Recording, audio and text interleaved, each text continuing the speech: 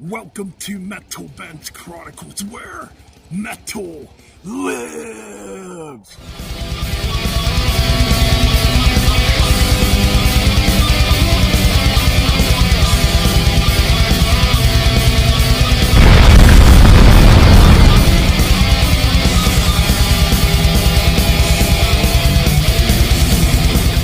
To this album, my expectations were not very high. I thought for sure this album was going to be a letdown, a disappointment. I gotta be honest with you though, I actually enjoyed this album. I've listened to it about 3 times now. I think it gets better with each listen. Now, yes, it obviously sounds like Slayer. There's nothing new, there's nothing groundbreaking. Some riffs kind of repeat, past riffs, or past songs. Yes, I get that. But you know what? I actually really enjoyed this. Like, to me, this has a new energy to it that, I think was kind of missing. Of course, I'm talking about the new Kerry King album. That's right. From Hell I Rise. I know the album cover looks like shit. I don't like it either. The title's whatever. We're talking about the music, though. Fuck album covers. Anyways, let's get to the music. I'm not going to spend too much time on this because you know what you're going to get if you're familiar with Slayer. And me, I've been around Slayer for 36 years, so, it's been a long damn time. So yeah, man, all in all, like I said, I think this album is actually an improvement over Repentless and World Painted Blood, and even Christ Illusion. I don't think these songs are bad, yeah. Lyrically, it's nothing new. Actually, lyrically, it's a bit more political, too. There's a lot of social commentary on this one, as opposed to, what Slayer would typically write about. But yeah, let's get right into it. Lineup-wise, you got Mark Guido on vocals from Death Angel. And Jesus Christ, does he do a killer freaking job on this. I don't think Tom Moran could have pulled this vocal style off, to be honest. I really don't. But Mark does a really good job sounding like a younger, more fierce Tom Araya. You know what I mean? Then you got Phil Demo from Violence, Machine Head on guitars, who does a phenomenal job. I think he brings something a little different.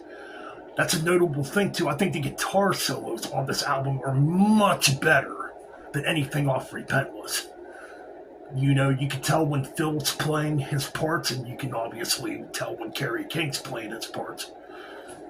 You got Paul Bostoff, obviously returning on drums, who's been in and out of Slayer since 1994, And on bass, you got Kyle Sanders from the band Hell Yeah. That's your lineup. Like I said, I don't think this album's fucking disappointing at all. You gotta listen to it with open ears, which I don't think a lot of people are really doing. Some people are just gonna bash this album to bash it because Kerry King's a part of the big four whoop-de-fucking-doodle. Who cares about that crap? The music's what it's about, Now, if the music was horrible, it would be a different story. I don't think the music's terrible on here. Nothing new, like I said. I'm going to tell you my standout tracks here. So yeah, looking at the track listing. Okay, Diablo. I think Diablo is a really cool intro. I like it. It's a good way to build into this album. Kind of has that nod to classic Slayer. Where I Reign. Good opener. Super thrashy. I like Phil DeMol's guitar solo in this track. I think it's good. It's a good thrasher, and Mark just sounds pissed off and angry, So other tracks on here that really stand out would be Trophies of the Tyrant. That one really stands out. Now that track to me harkens back to an album like South of Heaven a little bit. Especially with the way Phil DeMol and Kerry King are doing the harmonies in the midsection. Definitely a throwback to what Kerry King and Jeff Hanneman would do. And it's got a pretty good riff in that track, Crucifixion, oh man, is that a barn burner of a track. Just pure old school fucking thrashy Slayer, Could have probably been on an album like Divine Intervention. You know, I definitely hear that Divine Intervention type of vibe going on throughout this record too. You know, let's see here. Another one that really stood out to me. Everything I Hate About You. Yeah, I like it. It's short. It's the shortest track on this album at like 1 minute and 20 seconds. That one definitely could have been on Divine Intervention.